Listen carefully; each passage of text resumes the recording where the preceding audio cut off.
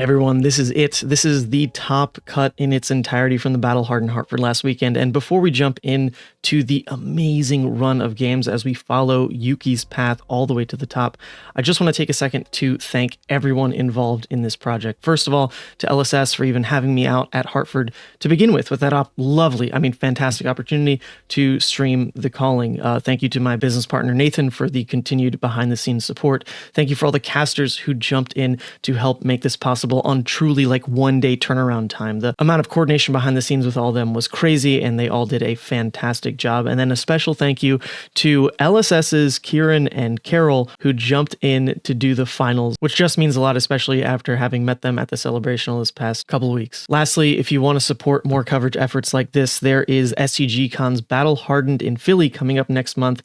I've got casters lined up for it. I'm ready to go, but a huge part of making that happen would be to become a channel member, either in the description or with the join button below. There's a lot of travel costs. I got to pay my casters for them having to travel out as well, so that would really mean the world. Thank you and enjoy the games. Welcome back, guys. We're about to start top 8 in the Battle Hardened from Hartford. So we have a pretty exciting match. I'm your co-host, Yanji from the Runaways, and joining me is Craig. Yuanji, I'm so excited to be here. Yeah, you gotta take me under your wing. You're like the big shot caster among all of us. Yeah, but my secret is that I just, I'm a bit of a parasite where I latch on to like a stronger host and I just feed off of them. But all don't right. tell anyone that. I'm good on my own, I swear. You're like one of those things that are under like the stingray, the little... Yeah. Okay, sounds good. But we have a pretty exciting match. We have William Pistel, which is a local to one of our teammates, Cody. I believe he should be from around the Philadelphia area, playing against Yuki Lee on Levia, playing against Yuki Lee Bender on Kayo, who is a quite an accomplished player in her own right.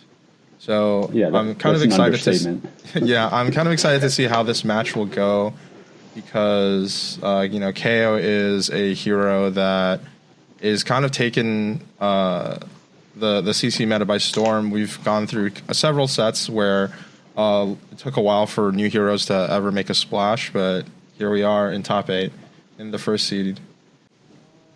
And we're off. So I believe both players are bringing their mandible claws. Levia with both players are playing pretty much the same armor setup with the exception of the chest piece. Levia is playing Kieran Husk, and Kayo is playing Findale Spring Tunic, both playing the new legendary arm piece from Heavy Hitters, Apex Bonebreaker. Craig, this arm is making a big change for Brutes, I think, in general. Yeah, I think Brute has really gotten juiced in this set, and this is a matchup that we might see a lot in the coming callings and the Pro Tour even. Yeah, the arm is just so powerful. So William starts off with playing a Beast Within. Levia sort of has to go through this early game where you have to fill your graveyard and can't really get going, but he did go first, so he's able to do that. Yeah, this is a little awkward, just presenting like one Mopey 6 attack. Only getting one card in the graveyard is a bit of a problem for the Levia player, but like you said, it's just inherent with the hero that these are the things you got to go through. Yeah, so Yuki choosing to block her whole hand. I guess she didn't like... she's looking for a more powerful card. Discarding Agile Windup. Agile Windup is one of these new types of cards that have instant effects that you can discard from your hand. So starting her turn with an agility counter, I think, can present quite a powerful turn on relatively low setup. Well, and yeah, I think if you're the Levia player and you chose to play first, it's because you don't want Yuki to have a start like this, right? Where you're hoping that you make one Mopey attack on their turn, they don't have any go against, so they only make one Mopey attack. So the additional flexibility of this agility token is very valuable. And Yuki starting off with a runner is, I'll say that like 3 times. Runner is a really powerful card that has come out in Heavy Hitters, which says if runner has go again, then you're going to create another agility token. So Yuki is kind of snowballing this agility token that she made for free on the first turn of the game to carry over a go again for the next turn as well. And now she can use. Now she's able to attack with Mandible Claw, which does not have go again. But just being able to, I think, play your hand out with relatively low setup has been a challenge for Brute in the past. Without rolling Scab Skin Leathers, getting extra action points. I think Agile Windup is kind of fixing some of those issues. Yeah, I think it's a big get where it has this flexibility, especially for Kayo, where you can play the blue versions and still get the benefit of that 6 attack and have the flexibility in your card where you can pitch it for resources, you can discard it to make the agility token, and like I said, it's always going to count as a 6 as you're executing your game plan. Yeah, and William is off to a great start. So even though the beginning of the game was just attacking with a Mopey attack, got to Arsenal a Blood Rush Bellow, and now is set up to play a 5-card Blood Rush Bellow turn. Let's see what he can do. Starts off with a Mandible Claw for 5. It's interesting because when you look at these two heroes and you start to consider the differences and why you would pick one or the other, I mean, we're immediately seeing one of the reasons that Levia is, maybe preferred by some of the players. It makes for much stronger Blood Rush Bellow turns when you have both claws on the board. And obviously the Carrion Husk is a huge addition as well. Yeah, and Yuki is choosing to deploy her Scowling Fleshbag to intimidate a card. Blood Rush Bellow turns are one of the prime targets for the Intimidate, but William does have 3 more cards left, so should be able to still pull off quite a strong follow-up. Yeah, he still basically has 1 million resources to work with here, right? And the fact that William is pausing makes me feel like maybe Yuki got to hit a resource card. And so we're seeing, pitching a red Hungering Slaughter Beast to attack with a red Boneyard Marauder. This is really not what you want to be doing with 1 card left in the hand. It looks like maybe he got a little bit unfortunate and drew multiple red cards. Yeah, it's either the all red card hand, or you got juiced pretty hard and his blue pitch got intimidated away. Yeah, so Yuki kind of taking a gamble there, blocking with the Fleshbag kind of early in the turn, but getting rewarded. William had a card stranded at the end of his turn. Yuki is starting off with a Blood Rush Bellow of her own. Now, she's also playing Blood Rush Bellow on essentially like a 5-card hand.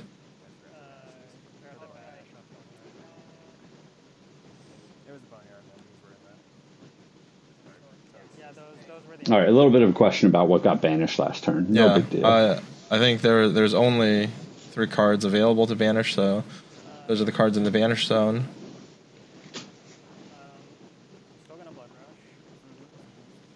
All right, so we're looking at this from the other side now. Kayo is getting to execute a Blood Rush turn, and why would Kayo be better than Levia is one of the questions we have to ask ourselves.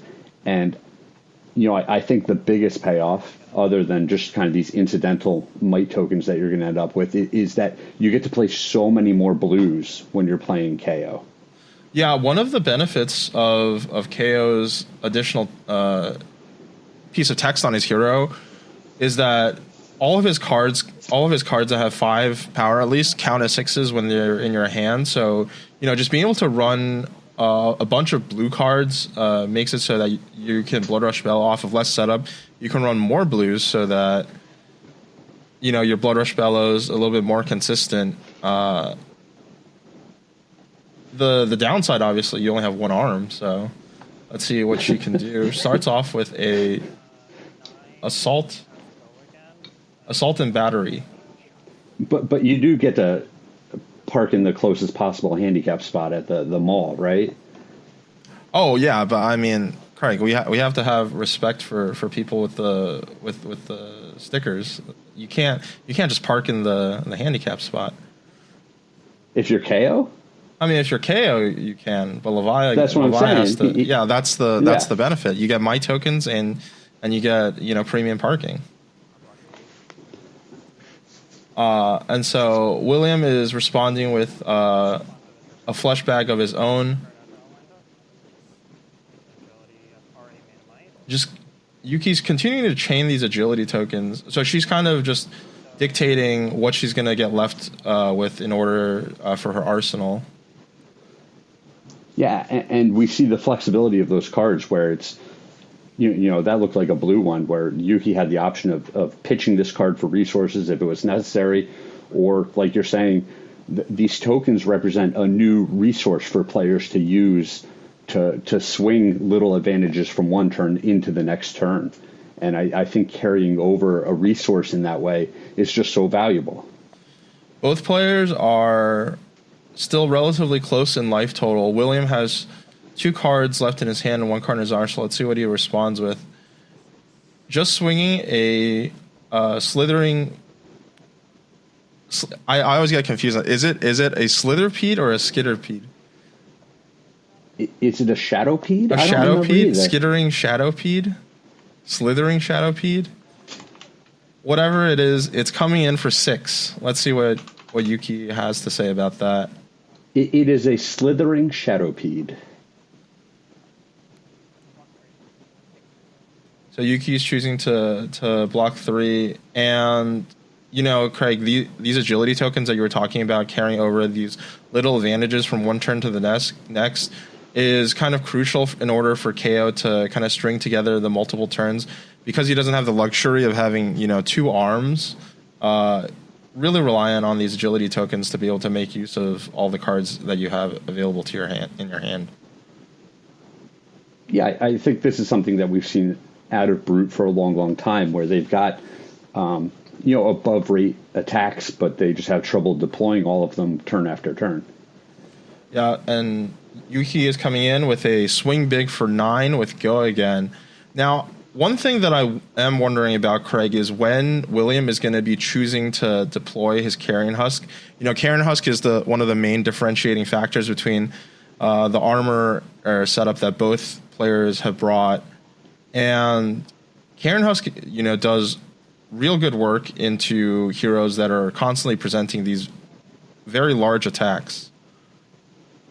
Yes, it's a great card, but you don't want to fly by the point where you can defend with it, right? Where if something goes completely awry and you haven't blocked with it yet and you just don't get to use it, that's a complete disaster. Yeah, and then there's always this kind of interplay. Do you want to use it early? Do you want to save it for when you're going to try to flip your Levia into Plasma Effect Consumed? And so William really is going to have to pick his spot, choosing to take 9 now. Oof. Going down to 16.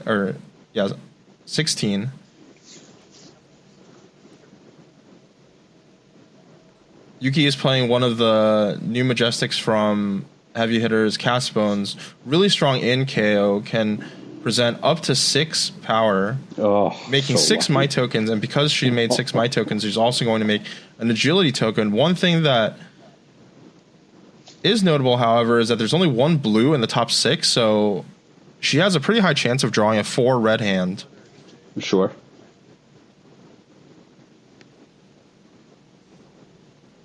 Yeah, Cast Bones is just so fantastic where, you've got that extra action point. You don't want to swing with the claws. You can just turn it into a whole bunch of Might tokens. On the very first turn of the game, where we see players often do very mopey things, Cast Bones has the possibility of just being the most powerful possible play. Yeah, and the trade-off is that your opponent does have kind of knowledge about what cards you could have in your hand. The cards do get returned to the top of the deck. So we'll see what William can. William must have a pretty powerful counterattack to try to pressure Yuki.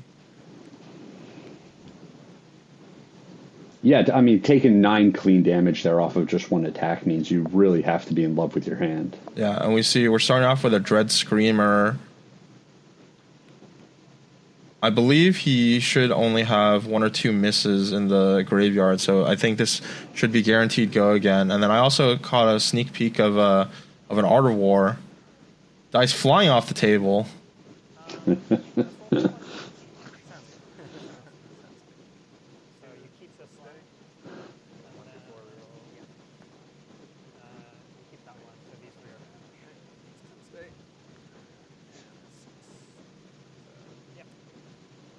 All right, blood debt climbing. Yeah, one thing that William does want, like you kind of do want in the early game to banish some of these blood debt attacks so that you have some attacks to store up when you do turn into Plasma Fet. Absolutely, but even that is kind of this delicate balance, right? Where, William might have put himself in that perpetual state where he's forced to continue banishing every turn, and you end up with too many blood debt cards in the banish zone, and you almost can't turn into Plasma Fet. Yeah, we have to see. He's at the life total where he basically can flip as long as he doesn't take any more damage. He can go down to 14. One thing that I think William has done that is pretty good is he's stay kind of at 16 so that if Yuki did present something like a reckless swing, that she can't deny his flip. But we see that he is just choosing to play the Smashback Alehorn, generating agility and a might token and then attacking with a swing big. So I'm thinking that this might be kind of the penultimate turn for William before he attempts to flip. He does have access to, I believe, 2 or 3 blood debt attacks in the banish zone, and it's really all you really need in order to gain enough of an advantage in the race. Sure. Yeah, I don't know the exact contents of those blood debt cards, but I mean, we both know that it's especially valuable if you have a couple of the go again attacks in there. Yeah, I believe one of them is an Endless Maw, and then the other card is the Hungering Slaughter Beast.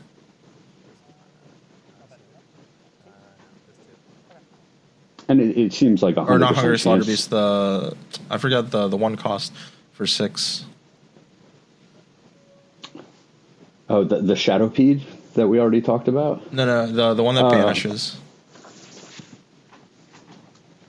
It's like a 1 for 6 that banishes 3. Yep. So I think Yuki is trying to calculate what is like the best way to prevent damage and keep up in the race, while also she must be thinking how to pressure William from flipping into Plasma Fet.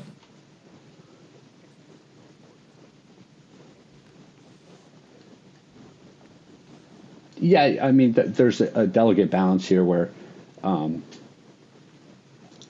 we haven't seen the Bonebreaker armors get involved yet, but if you're blocking with a card from your hand that turn, maybe the additional might token is very valuable, maybe it's not. So there's a lot of little bit of math that you need to do along the way. There seems to be 100% chance that the Carrion Husk, gets into the mix this turn, so that seems pretty obvious, but then it's what are the decisions after that? Yeah, I mean, Yuki is threatening a ton of damage with, the 6 might tokens and the agility token that carry over. So we see that she did draw the blue in her 6, so quite fortunate. So lucky. Starting off with a Savage Feast for 12 with Go Again. This is, of course, going to discard a 6, as all the cards are 6s, and then she's going to draw into another red. Just your average 1 cost 12 go again attack. Oh, yeah, of course.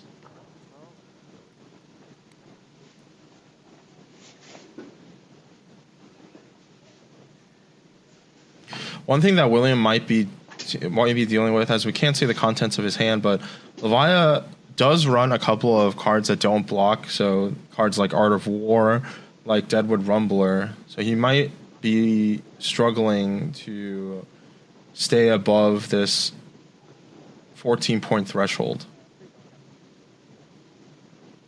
Yeah, he still has a lot of armor that he can use.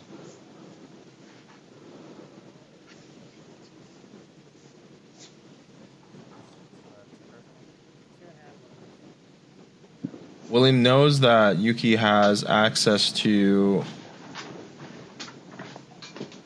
3 cards still, but 2 of them are red, so it's going to be hard for her to do anything more than pitch one of the cards, use a tuna counter, and attack for 6.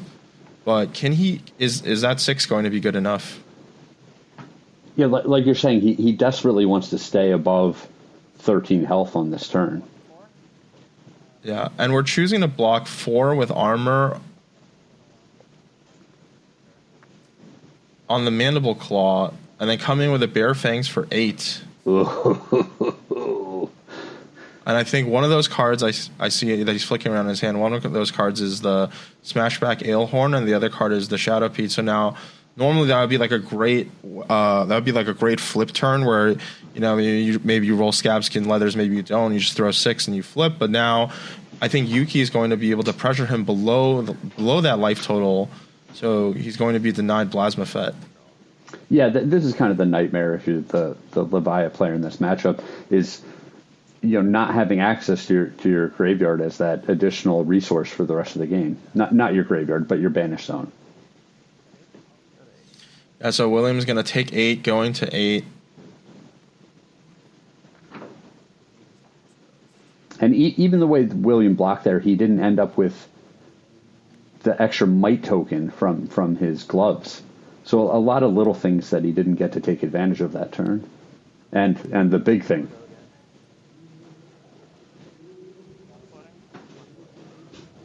Yeah, so coming in with the Mandible Claw for 4, go again from the agility and the might token that he made on the previous turn. And I think you will be able to throw the Slithering Shadow Pede. Is that? There you go. We're learning. We have the capability.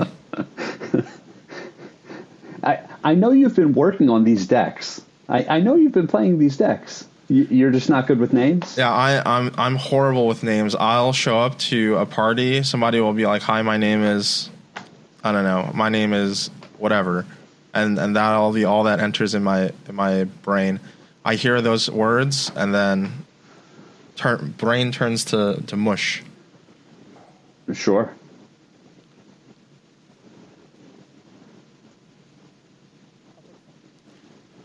Yuki is choosing to take 4 from the Mandible Claw, following up with the Shadow Pede, but he's also going to be taking some Blood Debt. Unfortunately, another card entered his banish with Blood Debt, which was the Mark of the Beast. So I believe his Blood Debt count is currently at 4.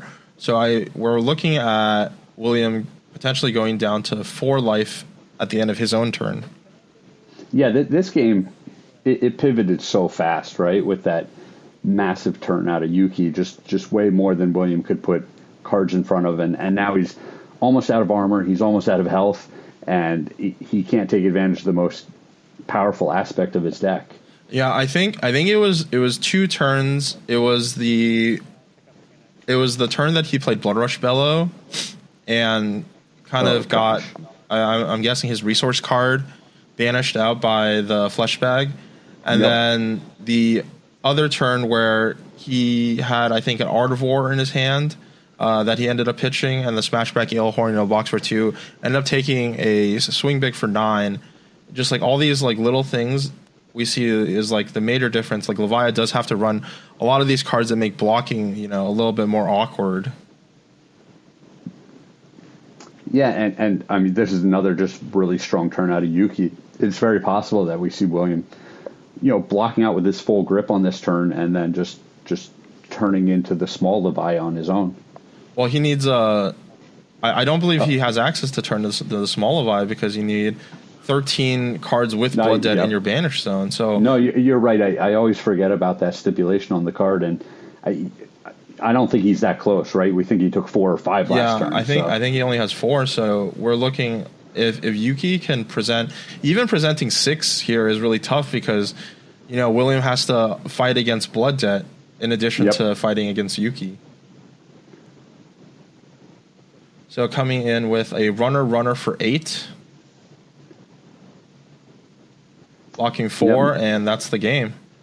Craig, that was a fast and furious match. Kind of both players just flying by, and we see that Yuki is the winner. So congratulations to her. She's going to be moving on to the top 4. Well, and I think we saw, the appeal of this KO deck where it just gets to play a lot of blues. It always has the resources to execute its game plan. Some of those blues, when they're extraneous, they just get turned into tokens. They get turned into might and agility tokens, which just seems so powerful as well. And then on the other side, Levia with all of that armor still just got his doors blown off at one point, and then the blood debt ate it alive. Yeah, I think having to fight against your own character in addition to fighting against your opponent's character really did William in. And still a great run for him, making the top 8 of quite a large Battle Hardened tournament. So congratulations to him for making it so far. Good luck to Yuki in the rest of the matches. Craig, do you have any last words before we send it off to the next match? Yeah, I'm just really enjoying this new format.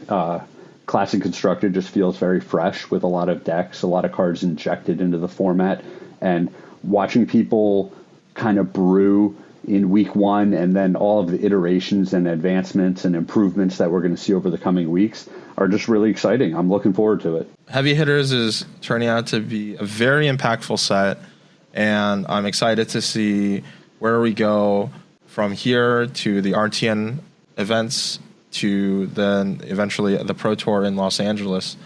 So yeah. Just really quick, as someone who has maybe maligned the power level of some of the recent sets, on a scale of 1 to 10, how happy are you with Heavy Hitters? Are you saying that I've maligned? Yes, you are someone who has occasionally maligned. Occasionally maligned. I'm an occasional maligner. I think that Legend Story consistently.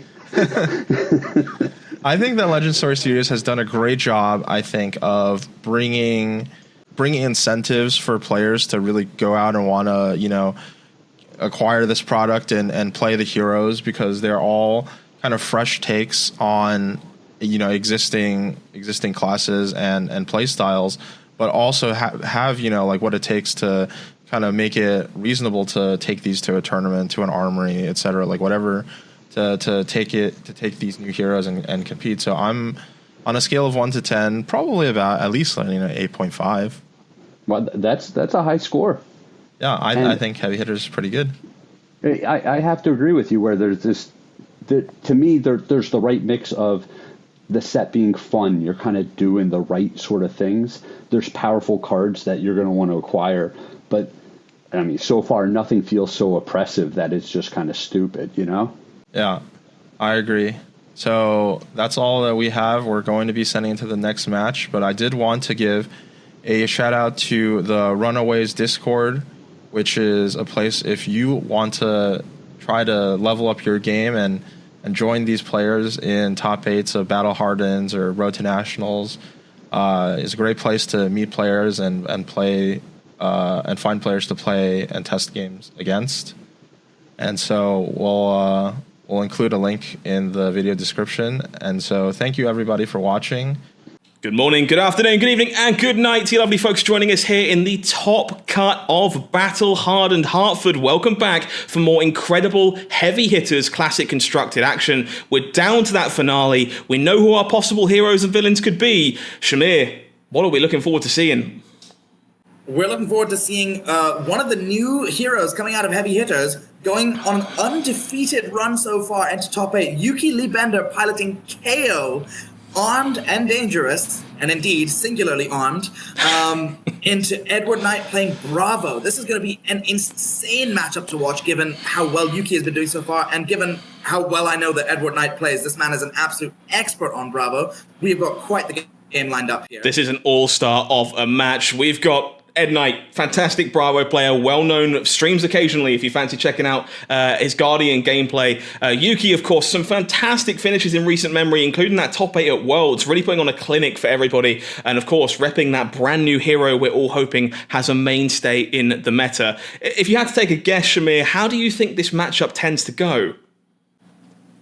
Usually I would say that Brute is favored into Guardian. That's kind of understood as one of those kind of classical welcome to Wraith style matchups where it's on pure card for card value, Brute is just getting ahead a little bit more. But Kayo losing that arm, pretty significant for powering down cards like Blood Rush Bellow, which in the past have been seen as the centerpiece of every brute deck. So I think we've got a lot to see on what exactly Yuki is running here and how well it lines up into what Ed's doing. I'm not sure what his game plan's even going to be. Is there a fatigue angle here? Who's to say? We're on release weekend. It's all to play for. Let's see how it goes. Let's not keep them waiting any longer. It's time to head on down to that game. It is Arya's favorite himbo versus the underdog from the underground, Ed Knight on Bravo, Yuki Lee Bender on Kayo. Let's see how it goes. Indeed.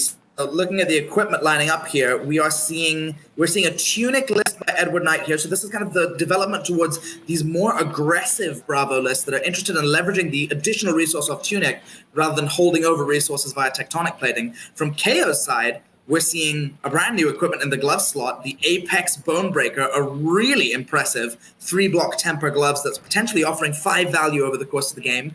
The iconic Scowling Flesh Bag that came out pretty recently and is one of the big reasons to be playing Brute, in my opinion. And 2 old favorites from Welcome to Wraith, Find Out Spring Tunic and Scabskin Leathers. Those Apex Bonebreakers, not the only new gloves. Gauntlets of Iron Will making an appearance on the other side for Ed as well. Speaking of Ed, we're starting things off with that imposing visage and finding ourselves a nice early aura.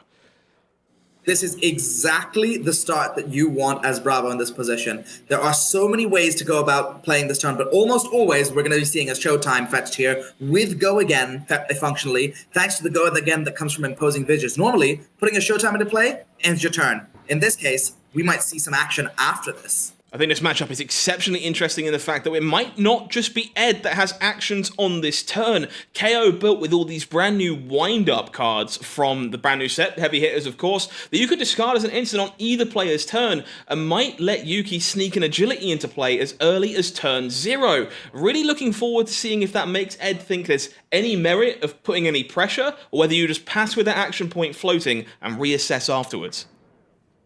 Okay, well, it looks like Ed has opted to fetch the Showtime as expected into a Crippling Crush in hand, the iconic Bravo standard. But it'll be interesting to see what happens here. Are we going to see a pass? Are we going to see, well, not a Seismic Surge created because we have Tunic in play. I'm so used to thinking, oh, make a Seismic on my turn 0. But no, we are going aggro today with this Find All Spring Tunic. It's all Welcome to Wraith chess pieces. They're all the same, right? Looks like no particular reactions here from Yuki on Ed's turn. We're moving to that end of turn phase, redrawing up, arsenaling what I have to assume is that Crippling Crush, and that Tunic ticking back up. It's a first round of bat for Yuki Lee Bender here on Kayo. Let's see how this turn comes together. We're starting with everyone's favorite, Wild Ride. Wild Ride. And this is a card which I think what we really struggled with these draw and discard randomly cards for Rhinar was that it turns out a lot of your blues aren't 6s. Well, Kayo's first ability really comes into, well, his first ability doesn't say you have only one weapon slot, shall I say. So his second ability says that actually the consistency with which you can have 6s in your deck is much higher than it has been in the past, and we are looking at a fantastic way to start the turn, discarding a Beast Within and finding a pack hunt for our troubles. This is a huge start for Yuki. Second ability, no big deal with Beast Within, starting as a 6, redrawing that card as a replacement, pushing that 6 Go Again damage. No reason to start slowly here. Kayo is all gas all the time, and this will not be the last attack we see this turn. We're also seeing the incidental value of that Might token being created, and it really feels like over a long game, that kind of Might token, it reminds me a lot of like Ira's hero power, of just getting one extra value every turn, stacking up over and over again. But, well, one extra value sometimes ends up being a lot more than one extra value when it's combined with some powerful on-hits or a point in the game where your opponent is forced to block awkward breakpoints just to survive. It is Heavy Hitters All-Star Thunk going in front of Wild Ride here to soak up a little bit of that damage. Resource left floating here. I wonder if Yuki has the ability to swing this Mandible Claw before their second big attack and keep an arsenal at the same time. If Yuki does have a second blue in hand, we could be seeing that exact turn cycle play out. The resources do line up, but let's see if that's actually what she's got lined up. Certainly seems. In any case, even without a claw, we could be well. I think we're very likely to see Claw into Pack Hunt here, possibly forsaking an Arsenal. But with the second blue, then, as you say, we will get to keep it, which is hugely significant for her. It is Beast Within number 2 being pitched away here in this spot to pay for that Mandible Claw. Still decisions to be made, and I kind of love that from the way this turn has played out from Yuki. Puts Edward in a bit of a bind, doesn't know if another attack is coming, whether he's got a spare card left over he should just be assigning to this Claw, or whether or not, if he does, he'll be punished by the Intimidate of Pack Hunt. Indeed. He knows only about one of the cards in hand here, which is that Pack Hunt. I wouldn't be surprised if we saw that put into play here, but we're seeing a fantastic block from Ed here where the Civic Steps is put into play. This is a card which really transformed the way that Guardian plays. They've often struggled with not having a particularly strong piece of equipment in the boot slot. Civic Steps offering three block functionally, 2 with temper, but with this downside of a Quicken token.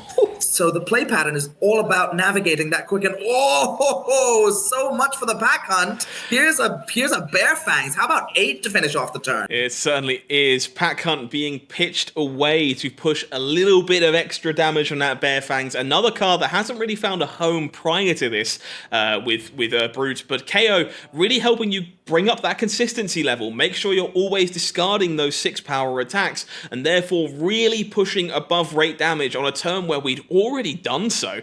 Edward, down to 32. I mean, that first turn was quick maths. Let's see if we can figure it out. That was 9 followed by 8. So that was a 17 damage 4-card hand that also created the Might token. 4-card 18, pretty good rate in Flesh and Blood. This is a seriously good start for KO. Certainly is, but not out of this yet. Ed, of course, managing to keep 3 cards there. That's that magical 7 resources required to send on back that Crippling Crush. Life total lost to kind of enable this, but this is a huge tempo play that is going to earn at least 2 cards here from Yuki.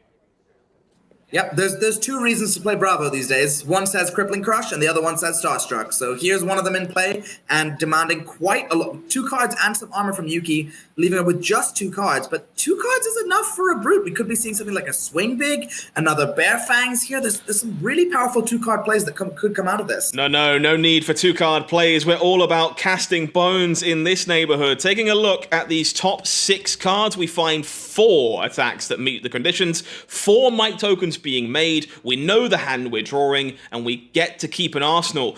Cast Bones here, one of my favourite cards from this new set, exceptionally skill testing for both players. You know the contents of your opponent's hand after they play this card on the following turn cycle. Not exactly, but at least to some kind of idea. You know 4 of the 6 cards that have to be there. In exchange, your opponent gets to stack up their damage to make one of their turns push through your hand and make sure you can't block them out.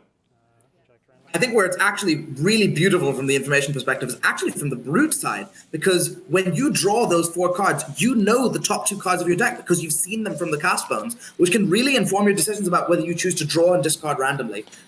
Getting 4 Might tokens off this first Cast Bones, we're not quite hitting the ceiling of 6 and an agility, but hey, that was a 0 for 4 after a Crippling Crush. There's not a lot to argue with here. Certainly not. Command and Conquer, the follow-up here. That Tunic is active. I think I've seen this play banned before. Yeah, it turns out this is the reason why they want to play Tunic. It's kind of good when you can go Command and Conquer and just sit there with 1 resource floating and say, oh, there's nothing that can happen here. Don't worry about it. And then, of course, they always have it, Tunic, Pummel. Looking at a play that pushes 10 damage without the ability to respond with attack defense reactions and stripping 2 cards if it lands, 1 from the arsenal and 1 from the hand. A ridiculously powerful play pattern. Some thinking and needing to be done in this spot for Yuki, deciding if that Arsenal card is one that is worth protecting, worth risking that Pummel being there on the other side when nothing was played before this Command and Conquer, or what cards we're choosing to keep to make the most of those 4 Might tokens we have banked up. Lots of decision trees here. Absolutely. Knowing as well that there were 2 non-6s real in that hand, 1 being a Cast Bones among them, knowing that that's there and thinking, if I drew this, maybe I'm just looking for an opportunity to kind of swing something with Go again if I can into a second Cast Bones, or maybe Arsenal that Cast Bones if I can manage to protect my Arsenal. But all of this is a pretty tall ask in the face of CNC with that Pummel lurking in the background. It's always there. It's one of the most powerful parts of playing this current Bravo configuration. You don't need to have the pummel. Some amount of respect will have to be given to the idea that you could, even when you don't. And that makes these cards that you're already very happy to play into true all-stars. You could definitely take the time to think about this decision, which I think is absolutely the play. Had Edward not had 2 cards in hand here, we'd probably be seeing a block with the Scowling Fleshbag, which says, nice pummel, send it to your arsenal for next turn, not right now. But as is, if it's there, and we're not even sure that it's there, the Scowling Fleshbag is at best a 50% chance to get the prospective pummel out of hand. It's a really tough turn to navigate here. It certainly is. Lots to think about, and something I love to see from these truly fantastic players at the top level is taking their time to really process these decisions. It might seem like spending so much time on an early game decision is a little bit trivial, but these are the types of edges that will win and lose you games that are this close in the final moments of an event like this. Yuki has opted for the you don't have it and is rewarded. So Edward just cold as ice, nerves of steel, arsenals and passes. Yuki has 4 mites in play, and that is one big swing. Swing big, coming in for 12. You know what's not bad? Blocking with 2 cards and then attacking for 12. 2-card 12s. Are those good, ladies and gents? I feel like they must be. That's slightly above rate. Really swinging that tempo back. 4 cards. 18 value. I mean, well, I guess technically 14 if we want to talk about that, but 4-card 14, that's really respectable. I mean, the Brute card pool has long waited for the opportunity to shine, with cards like Swing Big being just this absolute powerhouses, and it looks like they're going to do so in the hands of Kayo here. Certainly it does. Lots of pressure being put on, honestly, from both players here. Been very interesting to watch them navigate how exactly they intend to block and how exactly they intend on returning damage. Both players been fairly happy so far to take a little bit of heat to make those turns a little bit bigger. This is the first time we're seeing Ed here really stop this damage coming through to the best of their ability and likely sending back either a cheaper attack or sending in their hammer.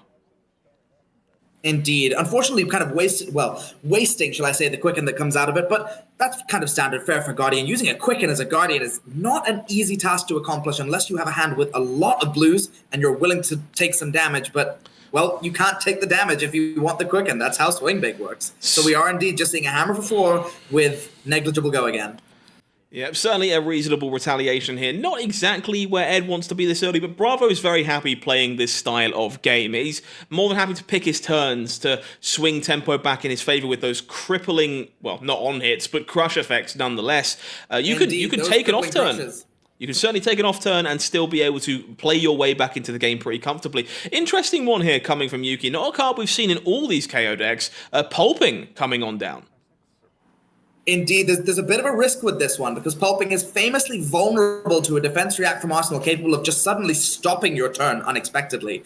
But she's opted to take the risk here just to push even more aggression into this matchup. Let's see if she's rewarded for it. We are getting the 6 discarded, so it does have Dominate.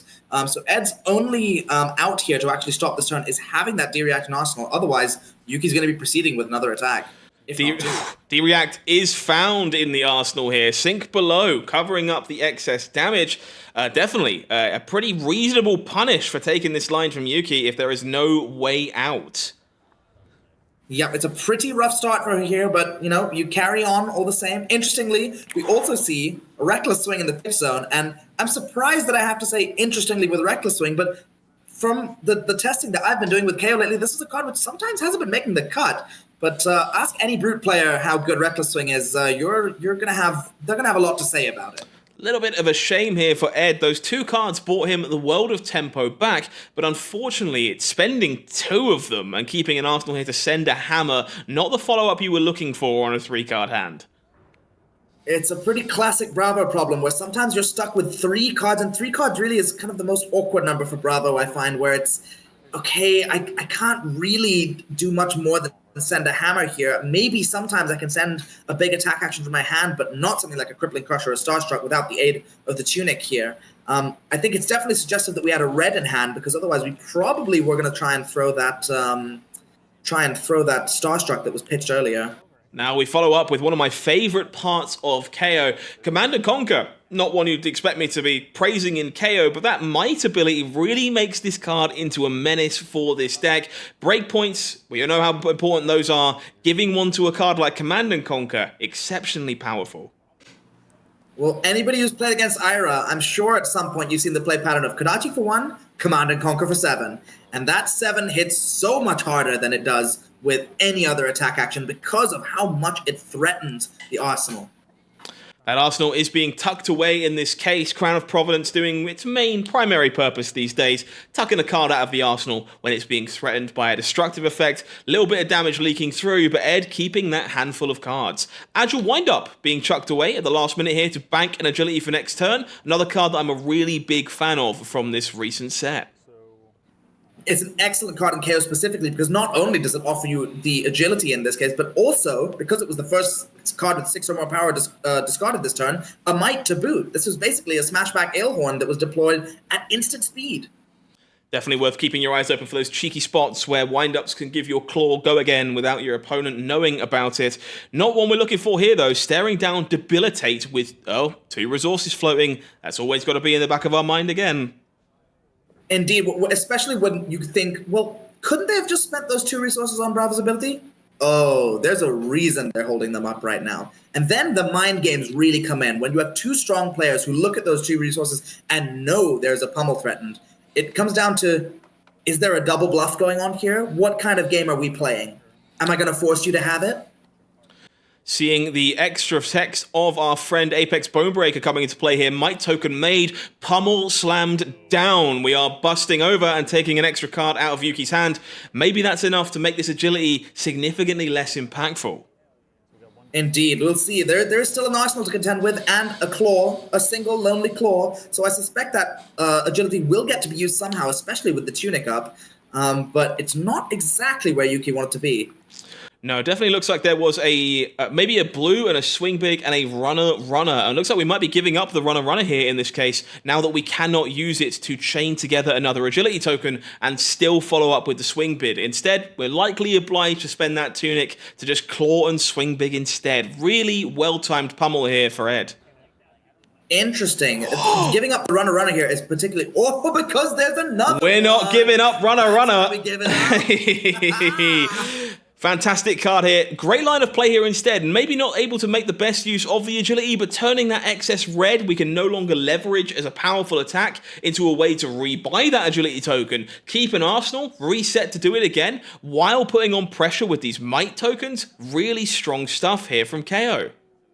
Runner is an absolutely incredible card, I think, for both Brutes and Warriors, but especially Brutes, who seem so interested in using agilities to minimize their reliance on a card like Scabskin Leathers, which has also been the, I suppose, the Achilles heel of the class in the past. In this case, we're seeing Go Again just being chained so reliably thanks to the generation of agility tokens, thanks to Agile Windup, and in this case, Runner doing it proactively as well. Massive turn from Yuki. Love this. Willing to give up that agility token, just make another one, keep the arsenal reset. Earning 1 card block here, the Spinal Crush going away from Ed. Have to imagine that means there's something well worth doing with those remaining cards in hand. I look forward to seeing what this follow-up is. It is particularly interesting to see that happen when there's no card in Arsenal at the moment. I'd imagine normally that we're expecting to see that card being held over, but that's because we've got another card to hold over for the Arsenal, and clearly it's better than a Spinal Crush. So it's got to be pretty good. Instead, we are sending a Choke Slam thanks to that tunic, that additive resource instead of convertive resource, proving really, really powerful here, and sending a 2-card 8 with an on-hit. You love to see it. Chokeslam, a card I've really become a fan of again in recent meta games. That crush ability, just so problematic for so many heroes, and just really good value in terms of number on the turn that we're playing here. Ed doing a great job here, showcasing what Bravo has going for him in terms of other Guardians you could choose to play. Not just great on the defense, but able to really play both sides of the game, keeping the aggression and also making sure they aren't taking too much damage in the process.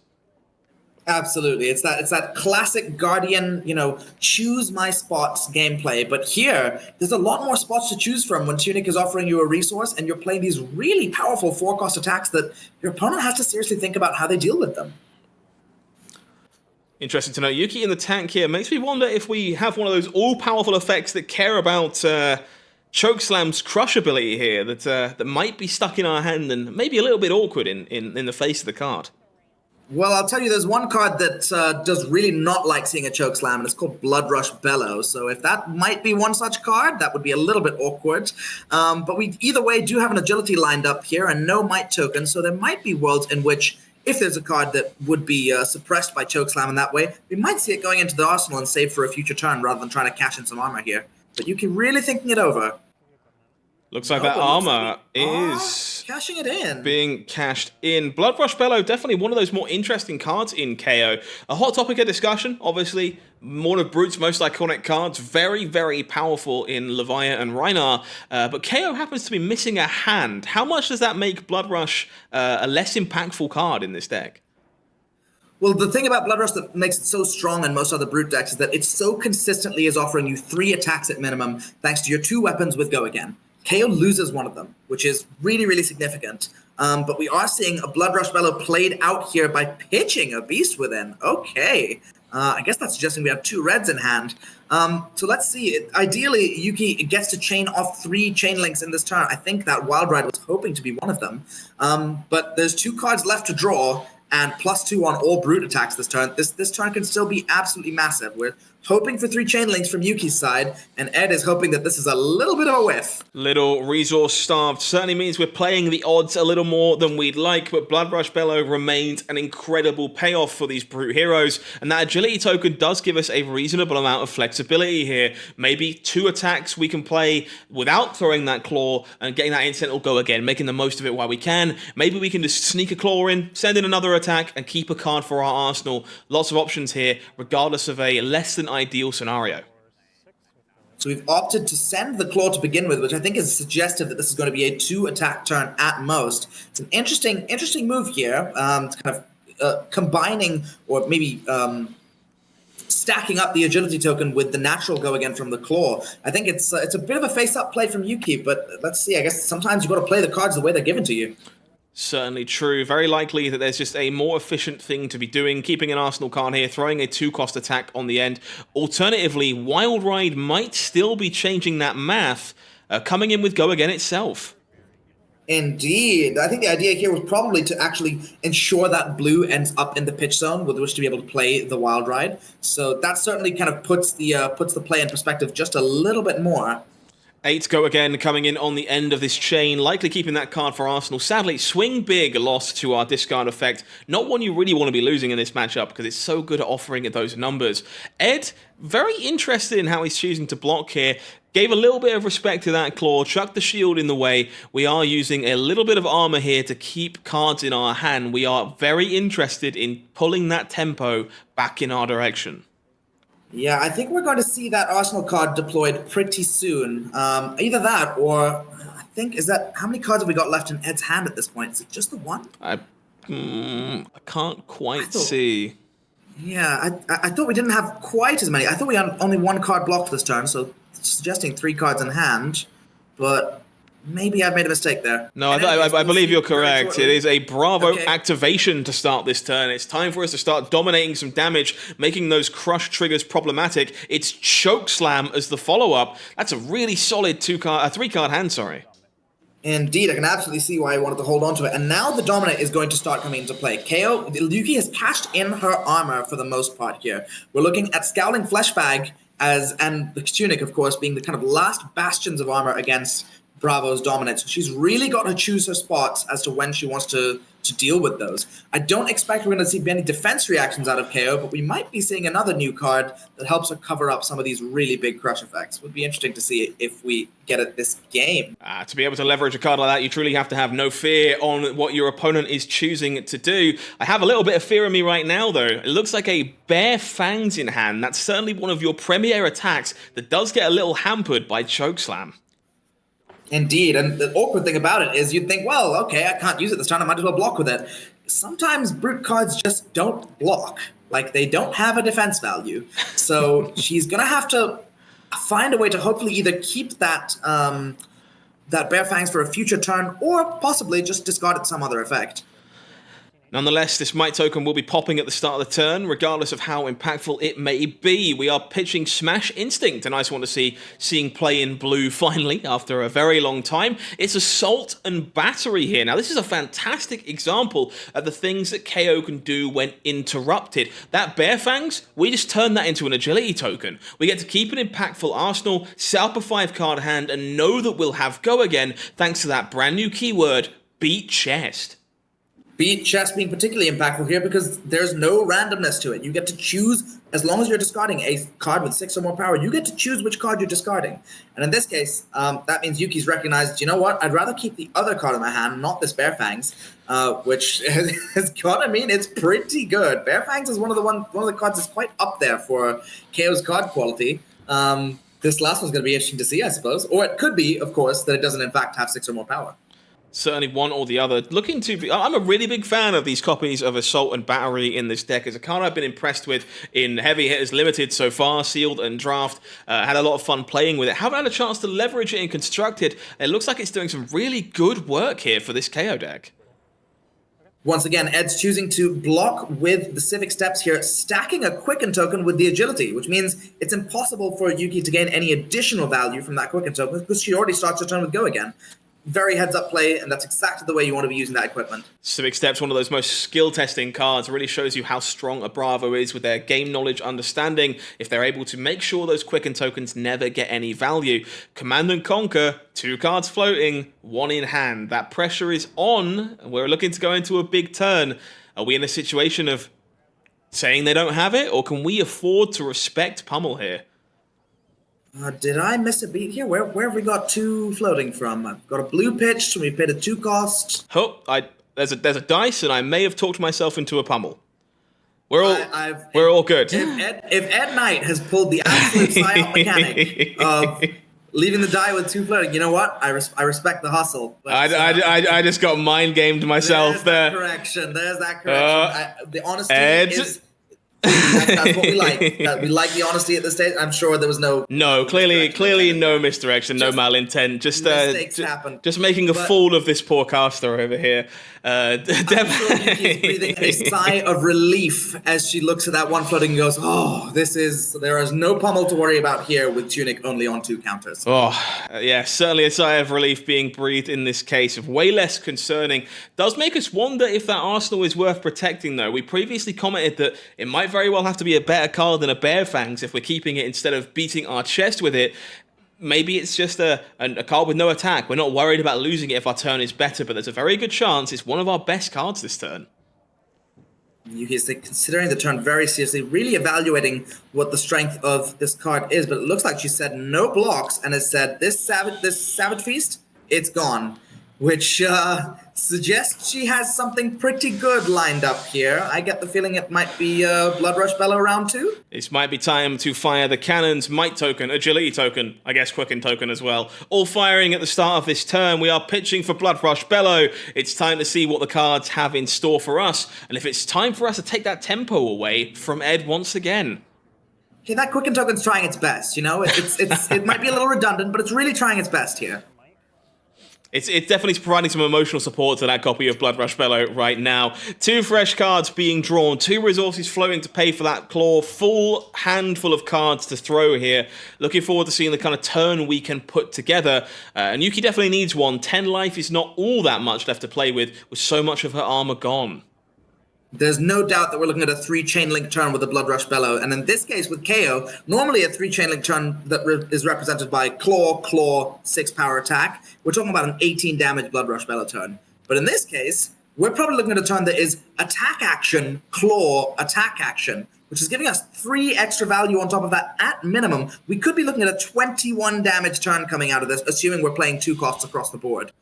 KO showing you just how powerful it can be to run on efficiency in the absence of ice. And Yuki taking the time here to really put this turn together and see how things are looking to play out. Definitely not a clear-cut one, or we'd have snapped it off already. Looks like she's struggling, maybe even considering leading on that claw. Indeed, and it might be the same kind of play that we had last time where we're looking at the hand and thinking, I've only got 1 resource card in here. If I am offering the chance to randomly discard, I don't think I can afford to discard it here. So while she maybe doesn't want to waste that Quicken, it might be what she's forced to do just to ensure that she has enough resources to pull off at least 2 chain links, let alone 3. I thought for a moment we had a claw on the combat chain, but not quite. Definitely all kinds of decisions going on here. Looks like we're choosing to pitch a yellow agile wind-up to send in Assault and Battery red. Interesting choice here. Only leaves us with 1 resource floating, but we are pushing 10 damage with 1 card left in hand. And important to note as well, Ed's not the only one with the tunic. That tunic is on 3, which I think at minimum can represent a claw for 5 after this, but also could represent that card that is in hand. So we could still be looking at a really impactful turn here, even if it's only 2 chain links. Fantastic way to obscure information. Findle Spring Tunic really does do it all for classes from Brute to Guardian and everywhere in between. Starstruck here, showing you its flavor text, making a Seismic Surge when it chooses to block. That might very well enable a turn that wouldn't be playable otherwise.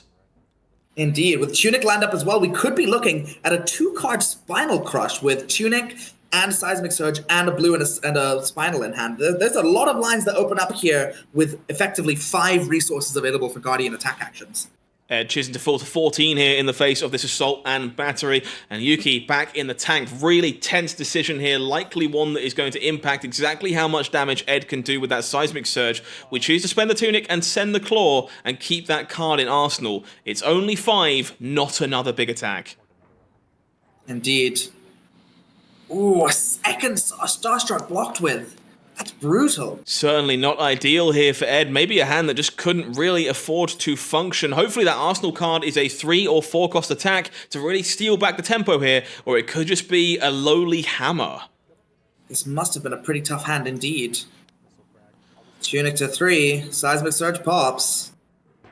It is a 4. It's Chokeslam. We've seen how much damage this one can do in the matchup. Last one coming out for Ed Knight here, and it's really shined so far. These Blood Rush Bellows, these Bare Fangs, they're all cards we can be expecting to see plenty of that really want to be able to bolster their attack. And if Yuki's staring at one of those cards, it's the biggest attack in the hand. This is not what you want to see. Shining both figuratively and literally. I don't think I've said yet, but Ed Knight's deck is absolutely blinged out to the max. It is an incredible sight to behold. If you've clearly dedication to this hero and to this archetype. Yeah, if you've ever had the pleasure of playing against Ed at an event, he does like his foils. He's been a Bravo main for a while, but even when I had the pleasure of playing against him on Oldhim way back at Pro Tour Lille, it was cold foil, Sledge of Anvilheims. He lives and breathes Guardian all the way through. Indeed, that patience that is just oozing through the class and through each of the heroes within it. Fantastic 2-card hand here on the way back, keeping that arsenal again for Yuki. Really keeping those 5-card hands flowing, giving us options to block, and playing out turns like this. Another Command and Conquer for 7. Not its most impactful here, no arsenal to threaten, but breakpoint being presented, no defense reactions. Really impactful when Ed is on 12. 2-card 7. There's really nothing to argue with a 2-card 7 coming out here, especially one that is also just a little bit evasive. I mean, if Ed finds himself into the position of wanting to play a defense reaction here, he's got no choice. He cannot do so. Lovely stuff. Looks like we're leaking a little bit of damage here. Really down to the wire this game. Both players doing a fantastic job at playing defensively when it matters and really pushing those numbers when they don't need to. And as a result, you're watching those life totals follow each other down. It's only ever a few points apart. This game could certainly go either way. So Ed's opted to keep a 3-card hand here, which I think we've noted before is sometimes a bit of an awkward point for Bravo. It'll be interesting to see what he's decided to keep. I get the feeling that there might be a Command and Conquer of his own threatening a pummel. That's my instinct. But you could also be seeing a 4-cost card like Debilitate. The tunic gets taken. It is Debilitate coming on down, looking to keep an arsenal themselves again. I think those pummel plays definitely being kept in check by that looming, scowling flesh bag that could definitely throw a trick in the works. Taking these powerful 4-cost attacks instead, not letting up on the pressure. Once again, really impressive to see every turn cycle here, threatening damage from Ed and earning a full 3 blue cards to block this turn. But we have a good follow-up. It's another Cast Bones. Let's cast them bones. Let's see what she manages to pick up this time. It was 4 on the last one. Can we beat it? 1, 2, 3. Ding, ding, ding, ding, ding, ding, ding, ding, ding, ding, ding, ding, ding, ding, ding, ding. We earned 6 might tokens and an agility. It is the maximum score for Yuki Lee Bender here on Kayo. That next turn went from being slightly skeptical to exceptionally powerful.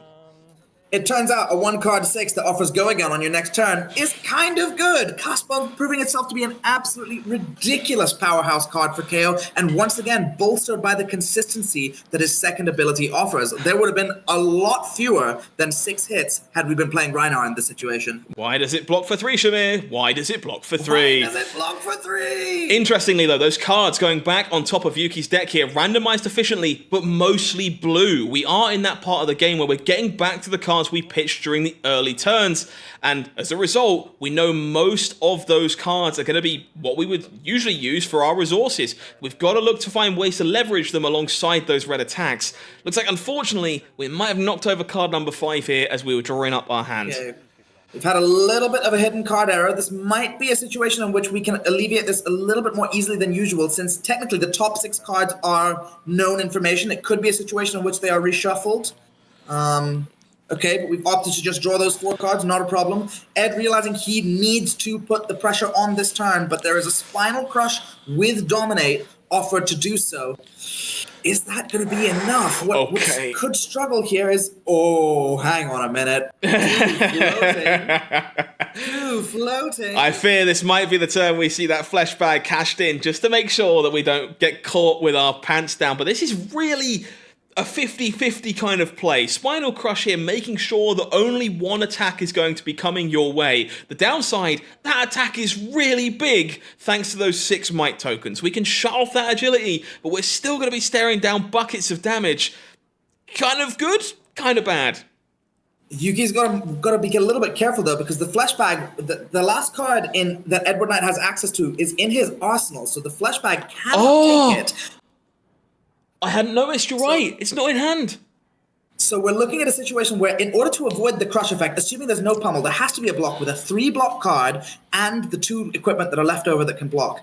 That could still be punished by a pummel from Arsenal, but we've actually opted to block with a 2-block card here, which means the crush is 100% going through. We're considering whether or not this Tunic is getting in the mix here to soak up a little bit of damage, or whether or not that extra resource is still going to have a role to play as this game goes down to the wire. Really close stuff here from both players. What a tense game. It is truly incredible to watch at this point. Both players have navigated each other's resources and turn cycles absolutely masterfully. We've seen some just incredibly high power plays from both players. This being, I mean, what's incredible about this play is just the suspense that's the power of it. It's knowing, oof, if they have a pummel, I'm actually at the point, I mean, Yuki's at 8 life here. Currently, a pummel going over the top of this, there's 4 block in play, that's 9 damage. Yuki has to figure out a way of not getting got by a pummel here. This is exceptionally tight. Lots of thinking to be done here by Yuki Lee Bender as to how this hand can come together. That Tunic may be worth cashing in to alleviate here, but there is so much pressure on not getting punked out by this Spinal Crush. This is really where you were hoping to see a card like No Fear. I think I caught Ed passing on reactions there. I'm not sure. I'm unsure who the tempo is on here. This is really, really close. We're reaching for the pen. Okay, no pummel. Very much made them have it. Blocked 4, took 5. We're down to 3. We get 1 attack, and it's going to be huge. What's the play of choice? Tunic up to 3. Yuki with all the momentum. Let's see how this one plays out. And just to say, this is high-level Flush and Butter work. We've seen Yuki call the bluff on that pummel being there 3 times. Now, once she was punished on it, absolutely, but 2 times she was rewarded for calling that bluff. And this is it's knowing when to hold him and knowing when to fold him. That's what this set is all about. LSS have said so themselves, and it is really paying off here for the way she's playing this game. Agile windup, rebuying that agility for the following turn, also clearing out the cards that we're looking to get discarded, making a might. It's pulping and coming down here. 12 for 1 attack thanks to that cast bones. That is a pretty damn good follow-up. All of the non-tunic armor going immediately under the bus here. We are blocking at least 5. Are we taking 7? Are we going down to 1? Going down to 1 is a dangerous place to be, because if we look back at that game, you might remember there's a little card called Reckless Swing that was pitched a little while ago. And I get the feeling That is going to come into play very soon in this game. That reckless swing is a known quantity for both players here and is definitely looming, and it makes that fear of going to 1 a little bit stronger. Unfortunately, with this having dominate, if there's no defense reaction in the arsenal, we'd have to go to 2 anyway. Instead, it's Sink Below. Sink Below here it would shut off the pulping, but instead it blunts so much of that damage, and it lets Ed keep a 3-card hand with Yuki at 3. Not dead to reckless swing. This is exactly where you want to be as Bravo. If you can just find a strong attack to dominate here, we could be looking at game over. All right, it's Hammer. We're sending Hammer with 2 cards in hand. How much do you have to respect Pummel here? Pummel? Okay. And the glorious thing here is, so Pummel would be an 8 damage play, right? So we're looking at a Pummel on a Hammer could be 8 damage. That means Yuki would need to block a minimum of 6 in order to get through, keeping 2 cards in hand plus the arsenal. But with an agility in play, that might be enough to get the job done anyway. All jokes aside, as much as Pummel is definitely the card of the equation here, how easy is it for a player like Yuki in this situation? We've seen her call bluffs twice already. Are we really in a spot where we just have to say, you don't have it for a 3rd time? I think she's saying you don't have it. He does have it. Pummel coming on down from the hand here for Edward Knight. Hammer getting jumped up. Do we have a reaction? It's Reckless Swing. It's the Reckless Swing, not for lethal, but to save her life. Oh, can you imagine if Ed had fallen to 1 on that last turn without that Sink Below and Reckless had the ability to end the game? Instead, we are pinging him down to 3 and staying alive with a 2-card hand. What an unbelievable turn cycle. Just calling the bluff there, saying, you know what? If you have it, I'm prepared. If you don't have it, I am so far ahead that you will never get out of my next turn cycle, because I think I spotted our 3rd and final Blood Rush Bellow sitting in that hand, but with 2 cards in hand, it's tough to work with. Tamir, we have a Tunic. We have the ability to play that Blood Rush and draw 2 fresh cards if we don't think the ones we have are good enough. These agility and this might token give us a lot of options, but if that's the last Blood Rush Bellow in hand, this is a tough turn for Yuki to pan out. Needs to try and figure out what's left. Scanning the graveyard, and what we could draw. Deck. This is definitely figuring out what is on top of my deck at this point. If I can find 2 blues, does 2 blues help? No, what are you looking for? Oh my gosh. What are you looking for? I have my head in my hands the same way as Yuki does. This game is incredible and we are down to the wire. All the pressure might be on what Blood Rush Bellow can find, and it's up to Yuki Lee Bender to pull the trigger and take that risk. What's interesting, because I'm not sure. I'm sure both players have been tracking pitch stacks fantastically. No. We've gone with the pulping, and we're saying there's a 6 on top. There is a 6, which is coming in for 7. So this is the only attack of the turn. We have no other cards. The Tunic can't pay for the claw, but we do. The only way out would be a D-React from hand, and there is none. That is the game for exactly lethal. Whoa. Yuki Lee Bender taking down Edward Knight with Kayo. An unbelievable show of force from both of these players. What an incredible game. What a masterclass from both players in that case. That is Yuki Lee Bender and Kayo moving on to meet Majin Bay on Kano in the finals of this event. What a showing for Heavy Hitter's newest brute. K Heroes Tier 1. You heard it here first, folks. I'm sure that surprises nobody, but Kano will get you in the background if you think he's gone. And Kayo is on the scene, armed and dangerous. Incredible stuff from both Ed Knight and Yuki Lee Bender there. One of the best matches I've had the pleasure of watching in a very long time. Congratulations to you both for your incredible finishes in this event. Shahmir, how do you feel after that one? What the whiplash on that game, just back and forth and back and forth. It genuinely felt again, I want to go back to what I said at the beginning. I walked into this matchup thinking Brute versus Guardian. Guardian's unfavored. But wow, what a showing from Ed Knight to make this an incredibly close game, masterfully piloted by both players with just these beautifully crafted decks with an incredible draw order. I could not imagine a better way for that game to play out. Ecstatic stuff. And if you're anything like me, I cannot wait to see if Yuki can take it all the way. The undefeated run with a brand new hero through the finals. It's just going to be that dastardly Kano standing in her way. If you've enjoyed my content so far today and you'd like to find more of me, you can do so at Howling Minds on all your social media channels, or you can check out my Flesh and Blood content on Channel Fireball and TCG Player Infinite. Shahmir, if the lovely folks want to find you, maybe get a little bit better at Flesh and Blood, how can they go about doing that? Indeed. So I offer, in addition to my casting services here, I offer coaching one-to-one on Flesh and Blood.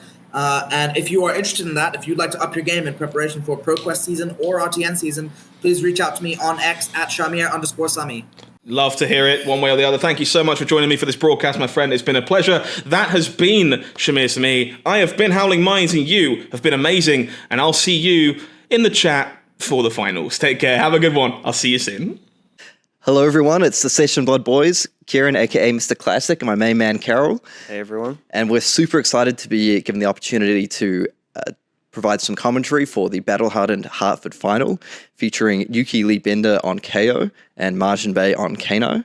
Super interesting. I'm super hyped for this, to get to see Kayo, one of the new heavy hitters heroes, in action, and against Kano, played by Majin, and I think he's made a bit of a name for himself on some of these Wizard heroes. Yeah, absolutely. Majin has been amazing on Wizard. You know, he's played a bit of Icelander, a bit of Kano, and he's been performing really well. And Yuki, you know, a household name. I love that she brought a new heavy hitters hero, and it's just that kind of matchup that probably wouldn't have been too known beforehand, with like kind of the brute wizard was not really the metagame previously, but we can see this kind of brute force against arcane damage coming in hot. And you know, these are two heroes that I think people thought that Kayo would have been pretty good, but Kano has been kind of up and down on different tier lists. It is that kind of magic bullet, I guess, of the metagame. And yeah, is there anything in particular that you feel, Kieran, that we might see? Any cards that you want to look out for? I mean, I feel, you know, there's always the Eighth of Wildfire pop-off on the Kano side. As far as on the KO side go, I'd be interested to see if things like Blood Rush Bellow make an appearance to push a whole lot of damage early.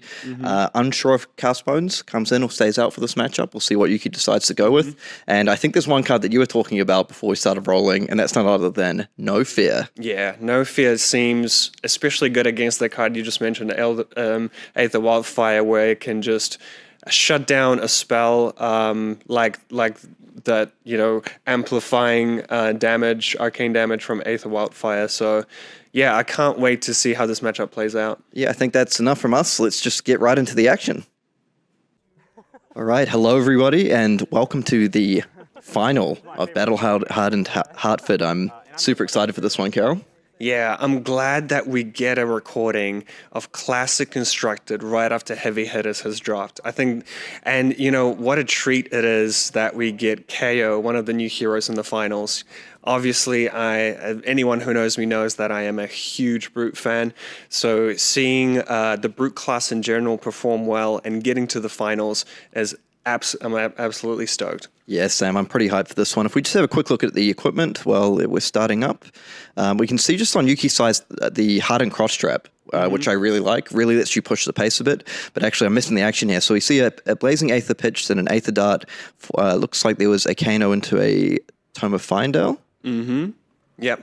So straight away, Majin rips a Tome of Findale from the top. He plays it.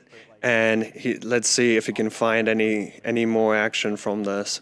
Yeah, so electing not to try set up that, I suppose, no, I was going to say set up the Tome and Arsenal, but it's off the top of the deck, so what are you going to do? Exactly. That would have been a pretty sweet card to have in your hand at the start of the game. Let's see, he keeps on digging, pitching 2 more cards, trying to find something, anything to kind of... I feel like he would be happy to push any damage on the first turn of the game. Yeah, it looked like a little bit resource-starved there. And here we go. So Majin passes priority. Yuki is able to use the Agile Wind-Up to create an agility token, which is a huge win for her on the very first turn of the game. Absolutely. And for those not super familiar with Kayo, you don't get the might token unless you discard on your turn, so that's why it's just made the agility here. And as we can see, Yuki electing to play AB3, Arcane Barrier 3 with the Skull Horn, the Norin gloves, and it looks like the good old-fashioned Scab Skin Leathers down the bottom in the boot slot. Yeah. And Arcane Barrier 3 is great because Kayo can run so many blues that are, kind of act as 6-power blues. So, Ooh, and I'm just going to cut you off there. We see a Blood Rush Bellow right off the bat, so that's one of the power cards we were wondering about. Oof. What did she get there? Discarding a Pulping. And Pulping is actually a great card against Kano because they don't like to have defense reactions in Arsenal to stop that go again. Yeah, now let's see if Yuki's able to utilize an agility token here, or something like a Bear Fangs I feel would be pretty nice. Absolutely. A Bear Fangs, maybe a Savage Feast could be quite nice as well. Ooh, a Runner, another great hit of the agility. It lets her recreate that agility token, and now she's got the might and agility already set up for the following turn, and pushing 8 damage. So Runner, one of the new Brute / Warrior hybrid cards from Heavy Hitters. If it has Go Again, then you get to create an agility token, so perfectly paired up with the agility here. So that comes in for 8. We're going to see that followed up by Mandible Claw for 5, also with Go Again. Yes. And this is already 13 damage, and she gets to Arsenal, which is a great rate for 4 cards on the her first turn of the game, thanks to that agility. I think Yuki identifying that she really wants to push the pace here, not give Majin Bay time to sit up and find that sort of crucial Aether Wildfire turn. Absolutely. And a Kano finding an energy potion off the top here. Mm-hmm. And we have an Aether Flare. So this is coming in for 4. It is going to amplify kind of that arcane damage for any following non-attack action. So Yuki's probably only really concerned about something like a snapback here. In terms of preventing, because with only 1 action point, only 1 resource available, I mean, you could pop the Eve Hop for Kano, probably unlikely in this spot. Like you mentioned, I think Yuki's got to be thrilled with the start of this game, setting up, pushing 10 damage, setting up an agility token, a might token, still has that critical Hardened Cross Trap as well to really push some damage on a future turn. Absolutely. And this is... And, if she has 5-card hand with an agility, Majin Bay is already at 20 life. He took 10 damage on Yuki's first turn. So 5 cards could start threatening lethal.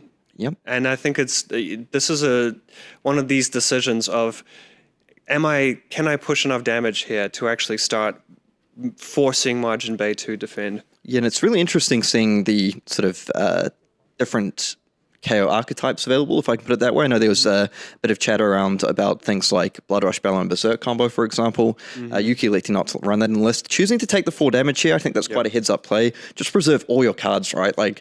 This could be a huge turn with the might and agility. Oh, wow.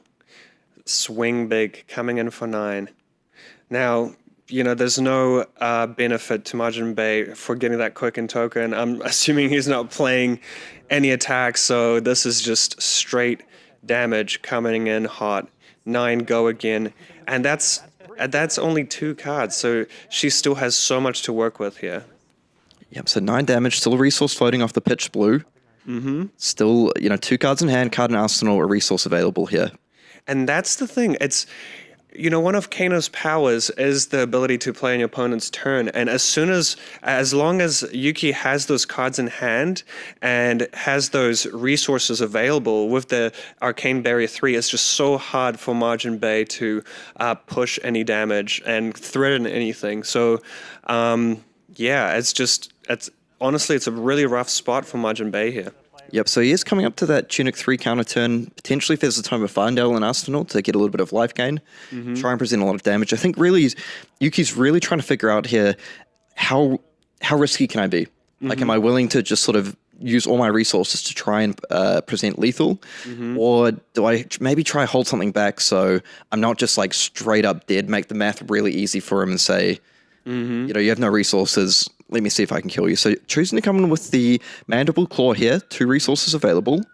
And the Mandible Claw still doesn't have Go Again. Yuki has not discarded a card here, so she could be holding something like that Agile Wind-Up that we saw on the first turn of the game here.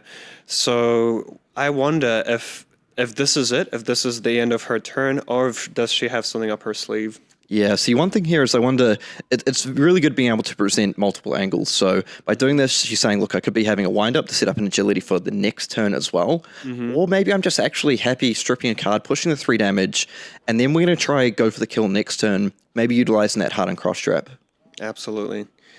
You're right. Hardened cross trap still allows her to potentially play something out from the arsenal and float those 2 resources as the form of protection against any sort of arcane threat. So it looks like you were right. It's the agile wind-up. That's a neat little sort of trick you can do to... looks like may not be utilizing the go again here, but you can attack with the claw without go again, discard it wind up, use discard at a 6 power, now has go again. Yeah. Now we might see some fireworks though. So Majin Bay taking all that damage there, keeping a full 5-card hand, tunic coming up to 3 counters. We have an energy potion. What are we going to see here? Lesson in Lava, an amazing way to fetch any wizard non-attack action card if it connects. Depending on the how much Yuki is willing to take here. But this card has been great with Aether Wildfire as a kind of way to tutor for that powerful spell. So let's see what Majin Bay opts to get here. One thing I'm considering as well, with Yuki only presenting AB3, short of something like No Fear, this is looking to push at least 1 damage, which lets you search up something as well like Tome of Aetherwind to put on top of your deck. Knowing that card's on top, you're then able to pitch it blue or crack that energy potion, flip it off Kano, draw 2 more cards and see if you can keep on going. And that's one of Kano's powers, is turning 1 card into 2 cards, and kind of if you're good enough or lucky enough, depending on the situation, you can just snowball these card draw effects to kind of create insane turns. Yep, nothing like sort of flipping a tome, drawing 2 Kano. Oh, another tome on top. Looks like I'm pretty good. And you're right, sometimes on Kano it's better to be lucky than good, but sometimes it generally helps to be both. Yeah. So it looks like Yuki only prevented 1 there, if I'm correct. Either 1 or 2. It was one damage here. I believe it's a yellow. She took 3 from the Lesson in Lava, letting Majin Bay search for basically any wizard non-attack action in his deck. And I kind of like this here, it's sort of keeping that extra resource up, because if you're saying, look, I'm going to give you the search off the Lesson in Lava anyway, but I'm just going to hedge my bets a little bit here. Keep up the 1 resource, maybe to prevent damage from something like an Aether Wildfire, for example, like you mentioned, or something like an Aether Spindle. One of these sort of, in air quotes, on hit style arcane spells. Yeah, absolutely. Really interesting decisions for Majin Bay here. He still has 2 cards in hand. He has already used his action point, so anything further is either playing off the top or utilizing something like the Ragamuffin hat or his Storm Striders. Yeah, and certainly, Yuki giving him the option to search up Aether Wildfire here potentially, but maybe saying, look, maybe I'm representing a No Fear, maybe I've just got plenty of resources and say, I'm pretty sure you can't kill me based on what you're presenting right now. The Wildfire, the amplifying effect, is only active on Yuki's turn, so he would be forced to pass the turn to draw up that non-attack. So just going for sort of Aether Wildfire Light, Aether Flare. And this is a decision that I feel like Yuki saving that 1 resource here could pay off, because this is the kind of non-attack action card that you really want to stop that amplifying damage from one non-attack to another. Yep, so the Aether Flare is coming in for 3, haven't committed the Metacarpus nodes. Oh, pitching that Blood Rush Bellow. Really respecting the Aether Flare. And Majin Bay is just hoping for something, anything. It looks like that one's a little hard to make out, but it looks like it was just the 1 damage burn. Yeah. So, interesting here, sort of, for Majin Bay, it's almost like a setup turn, right? Like, you've stripped 2 cards out of Yuki's hands. Now you're saying, I've still got the energy potion up. Now maybe if you commit all your resources, trying to utilize that agility, this might give me a window to try pop off and get you here. So I'm really interested to see if Yuki is going to use a Hardened Cross Strap to try and hedge your bets a little bit. Absolutely. And here we have a clash of agility, I believe. Coming in for 6. This is just a yellow. Pretty awkward arsenal for the Kayo. But honestly, right now, all Yuki needs is to threaten that damage. And 6, it's getting there. It is asking Majin Bay that question of, are you going to start giving me cards from your hand, or are you going to start getting in lethal range? Yep, and potentially followed up by a claw is going to get a card or force you to pop off. Absolutely, and that's the scary thing about Kano, right? Is trying to, even if you start going for lethal, but you give up all the cards from your hand, you're putting yourself at risk.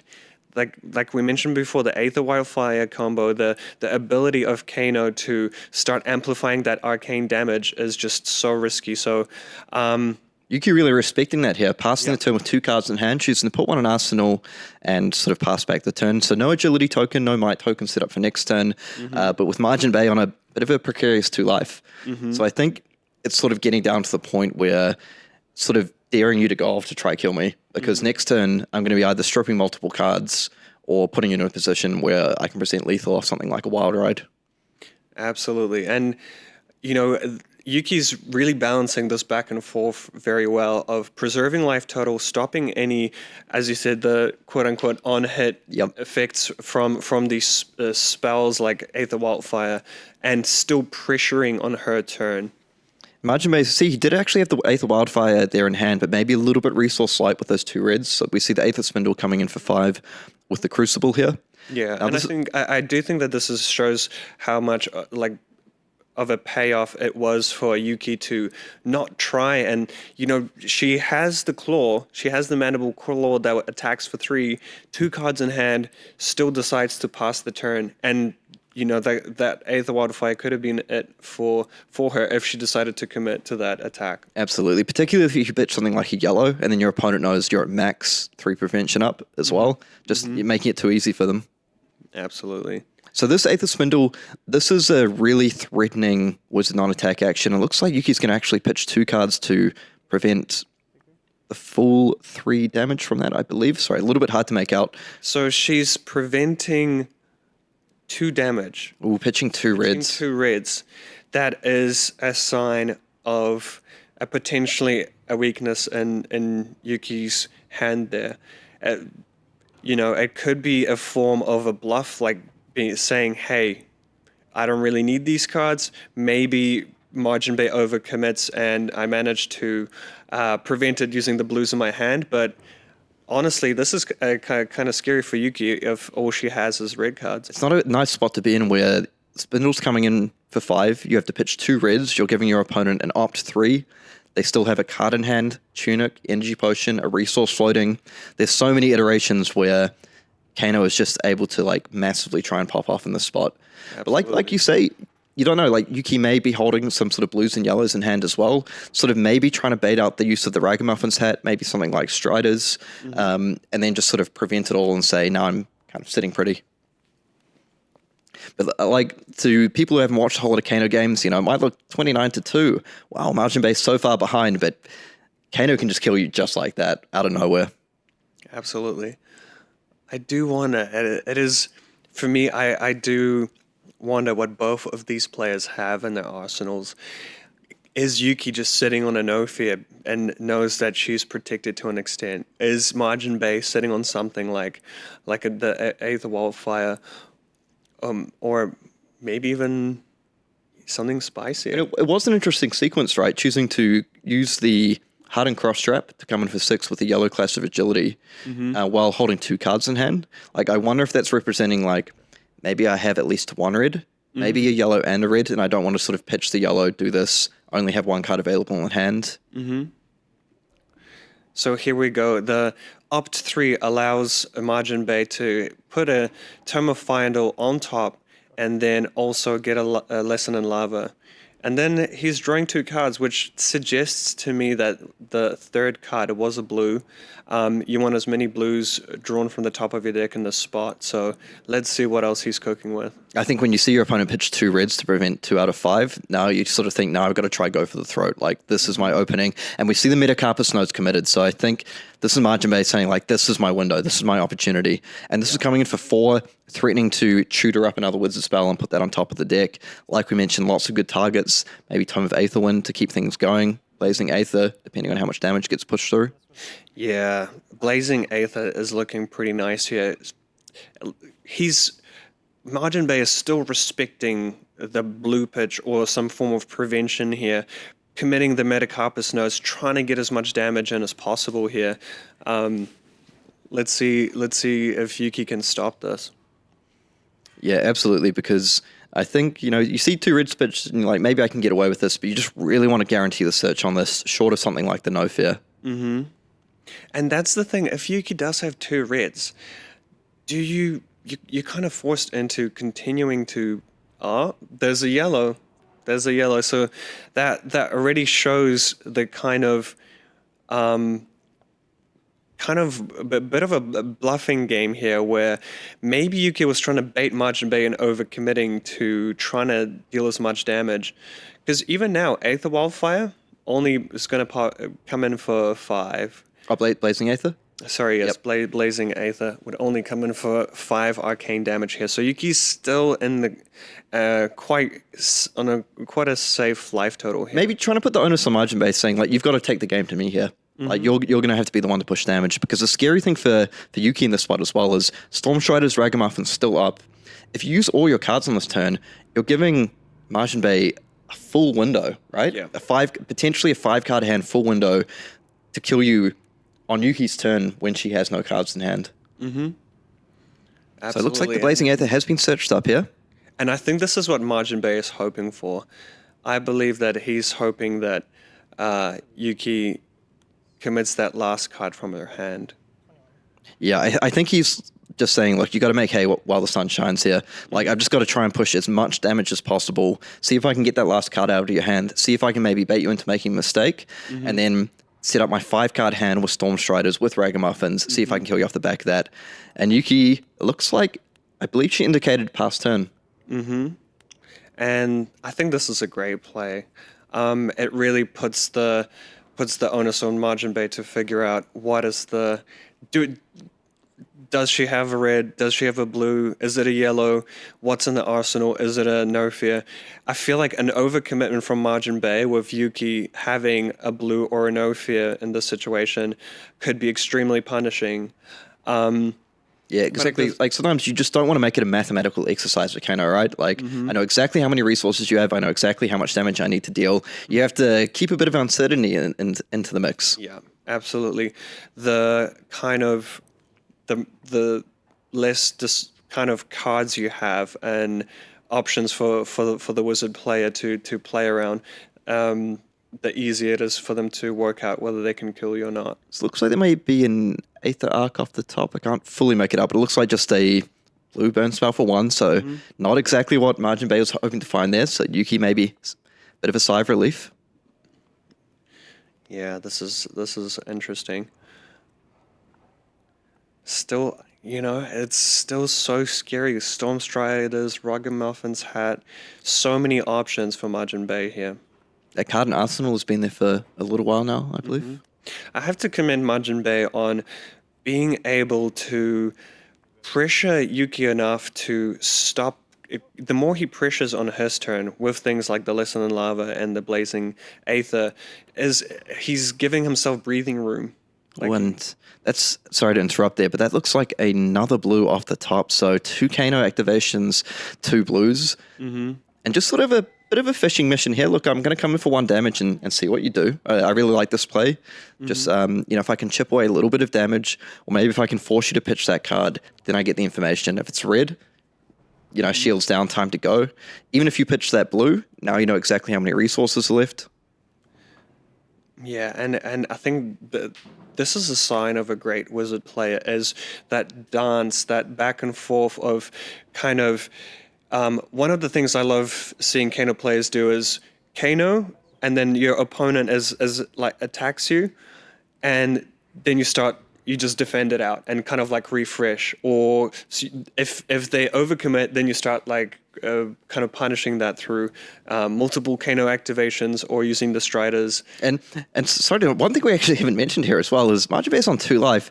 Yuki, Heart's priority, still has a card in hand and card in arsenal, right? Mm-hmm. So if Majin Bei overcommits here, she could just go pitch blue, bare fangs you for 8, game over. That is swing big, things like that. So we've been really focusing on Majin Bei here, but he's down to 2 cards in hand. 2 cards in hand. He's burning up his resources, and I think you're absolutely right. It's a situation in which, hey, he's already activated Kano twice. He only has 2 cards in hand. How much damage could Majin Bei actually present here, with assuming that he has something like the Aether Wildfire potentially? 2 cards. Is that even enough?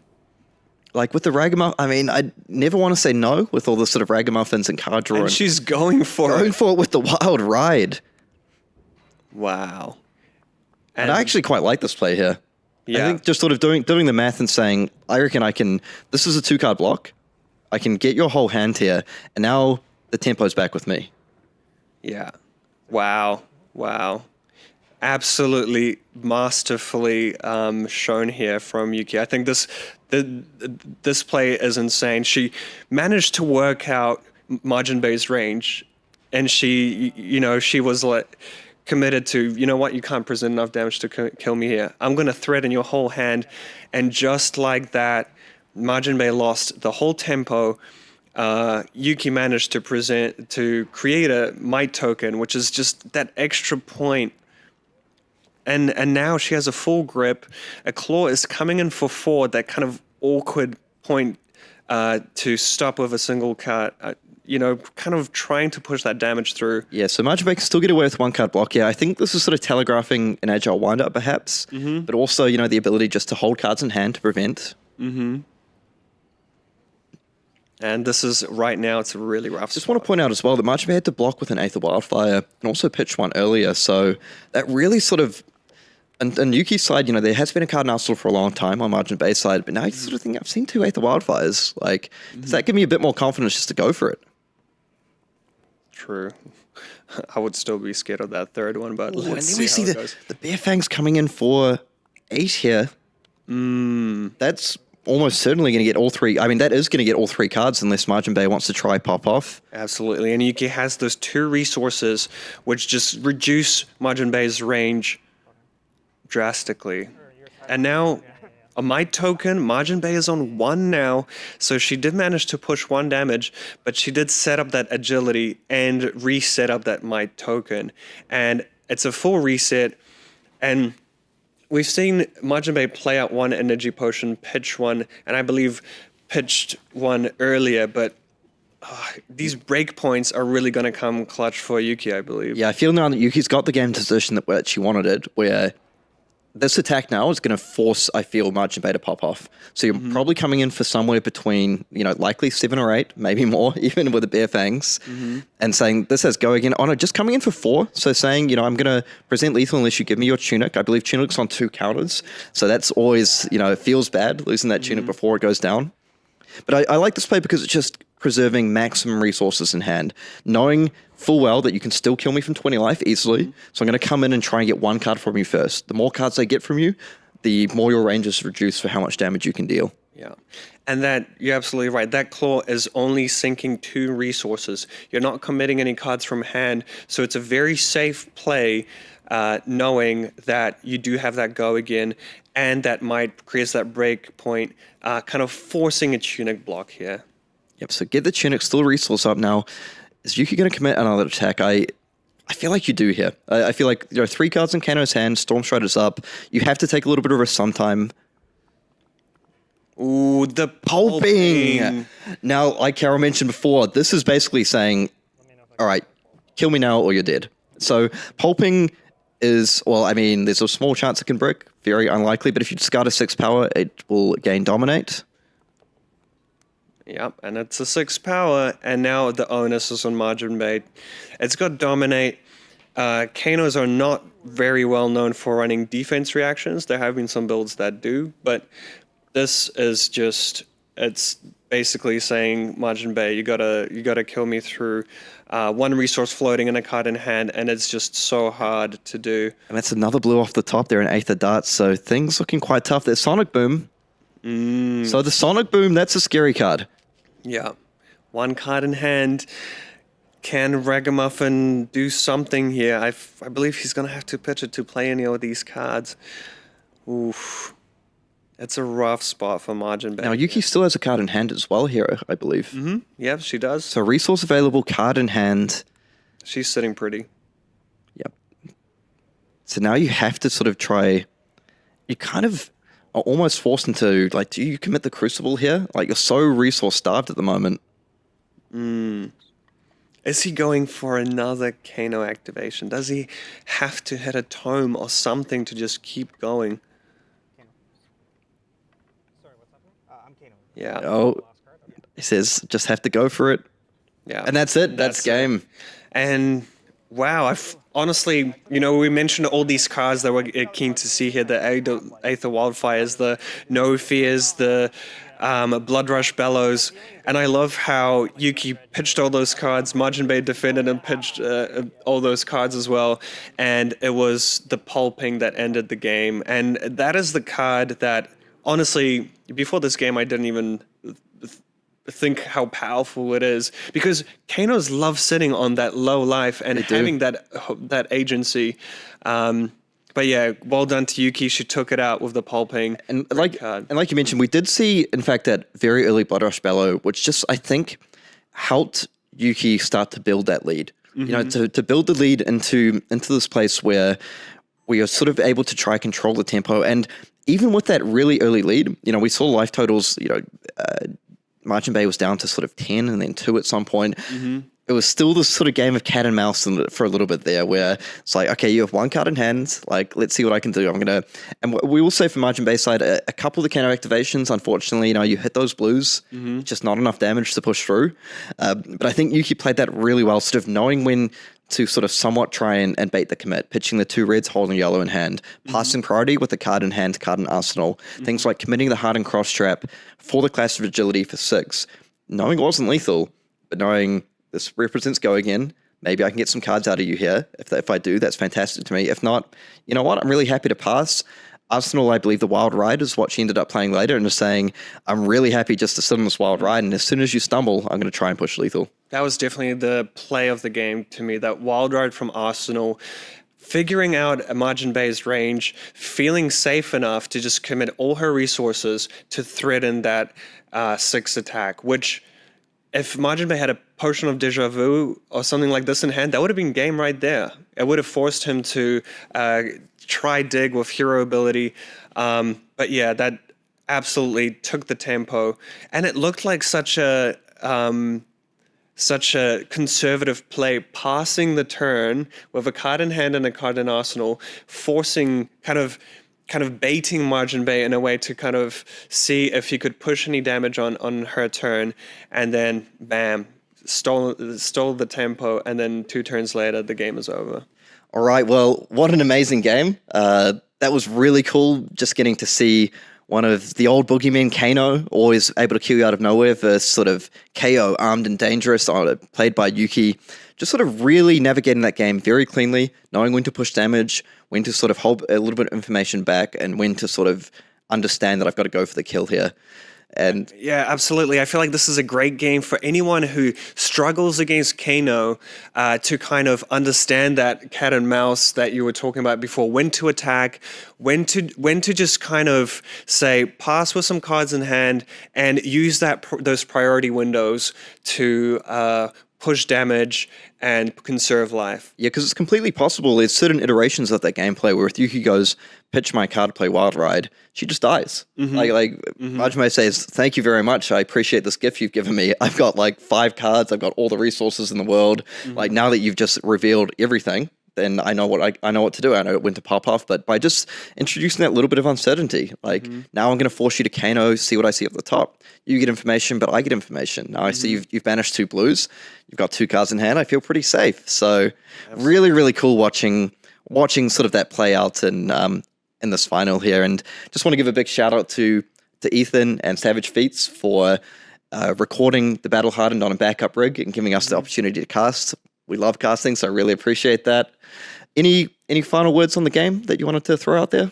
It was just great to see Majin Bay, massive shout out, Master on Kano, and Yuki really creating a name for Kayo going into this classic constructed metagame. So props to both players. That was an amazing game to watch. Thank you. Yeah, I'm super hyped to see what comes out of the Calling Liverpool coming up. I know that is sealed, one of the best sealed formats in a long time. A lot of people are saying online, great sealed, great limited, and also I believe there should be, I think, a classic constructed Battle Hardened side event. So we'll see a little bit more of the action. Do people sort of develop and build on the list that they've seen? Do they maybe say, hey, that list looks pretty good, I'll give it a go myself? Really looking forward to it. So thank you for tuning in, everyone. If you're not subscribed to Savage Feats, make sure you do. And we'll see you all again at some stage. See you.